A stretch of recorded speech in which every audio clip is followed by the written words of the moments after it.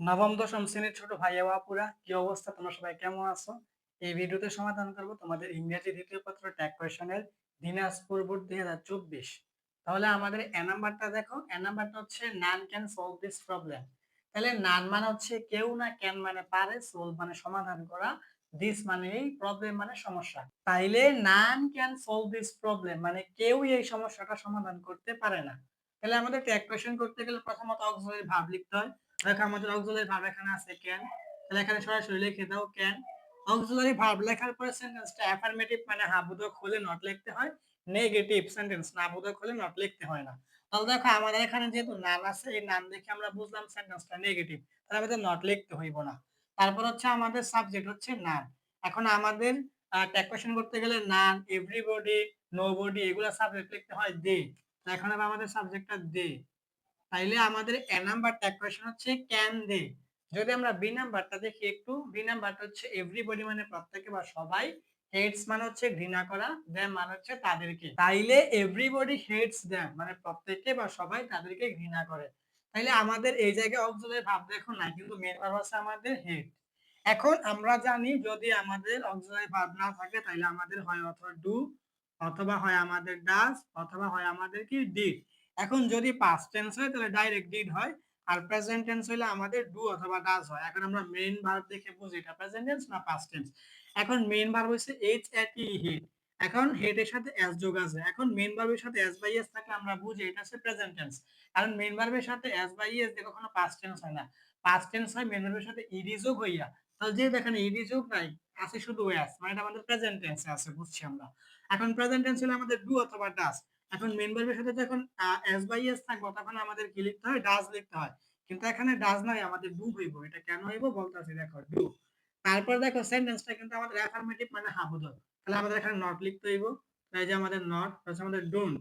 তারপরে আমাদের এভরিবডি, তাহলে এভরিবডির প্রনাউন হচ্ছে আমাদের দে।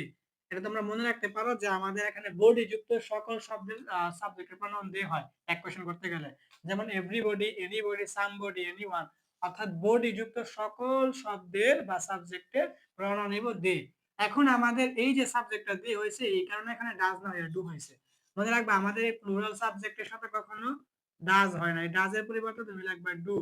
তারপরে যদি ইজ থাকে তাহলে তুমি লিখবা কি আর, যদি ওয়াজ থাকে, ওয়াজ থাকে তুমি লিখবা কি ওয়ার। তারপর যদি তোমার হ্যাজ থাকে তুমি লিখবা কি হ্যাভ। ঠিক আছে? কখন? যখন তোমার সাবজেক্টটা প্লুরাল হইব, ঠিক আছে, দে অর্থাৎ তারা সাবজেক্টটা প্লুরাল হইব দে, তখন তুমি ডাজ না লেখা ডু লিখবা, ইজ না লেখা আর, ওয়াজ না হইয়া ওয়ার, ওয়া হ্যাজ না হইয়া হ্যাভ। ঠিক আছে, এটা খেয়াল রাখবা। তাহলে আমাদের বি নাম্বারটা হচ্ছে কি ডোন্ট দে। যদি আমরা সি নাম্বারটা একটু দেখি, আমাদের সি নাম্বারটা হচ্ছে লেটস, চলো, ডু মানে করি, দা ওয়ার্ক মানে কাজটা। তাইলে লেটস ডু দা ওয়ার্ক, চলো আমরা কাজটা করি। তাহলে এই ক্ষেত্রে কিন্তু কোনো নিয়ম না, এই ক্ষেত্রে তুমি ডাইরেক্ট লিখে দিবা শ্যাল উই।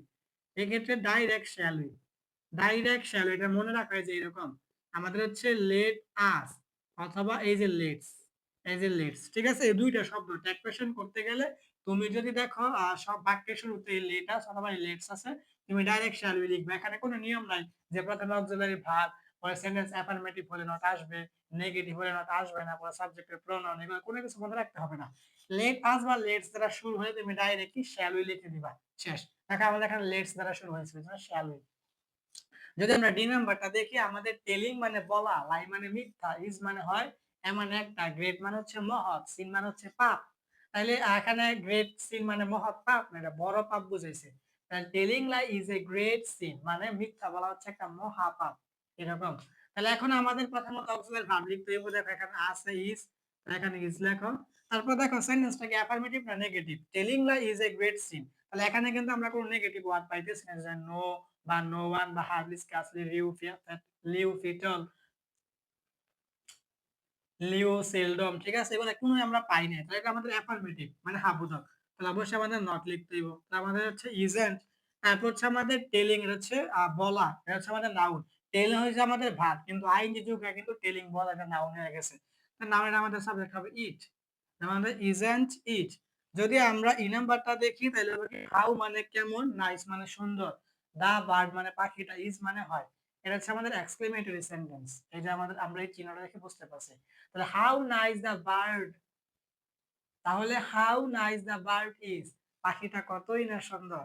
তাহলে এখানে যদি আমরা সমাধান করি তাহলে আমাদের অক্সিলারি ভার্ব হচ্ছে ইজ, তাহলে যে ইজ লেখো, তারপর এটা অ্যাফার্মেটিভ সেন্টেন্স এজন্য নট লেখো, তো হচ্ছে আমাদের ইজন্ট, তারপর হচ্ছে আমাদের এখানে সাবজেক্ট হচ্ছে পাখি, একটা পাখি যেহেতু এটা হবে ইট। তাইলে আমাদের এ নাম্বারটা উত্তর হচ্ছে ক্যান দে, বি নাম্বারটা হচ্ছে ডোন্ট দে, সি নাম্বারটা হচ্ছে শ্যাল উই, ডি নাম্বারটা হচ্ছে ইজন্ট ইট, ই নাম্বারটা আমাদের ইজন্ট ইট। এটাই ছিল তোমাদের নবম দশম শ্রেণীদের ইংরেজি দ্বিতীয় পত্র ট্যাগ কোয়েশ্চেনের দিনাজপুর বোর্ড 2024।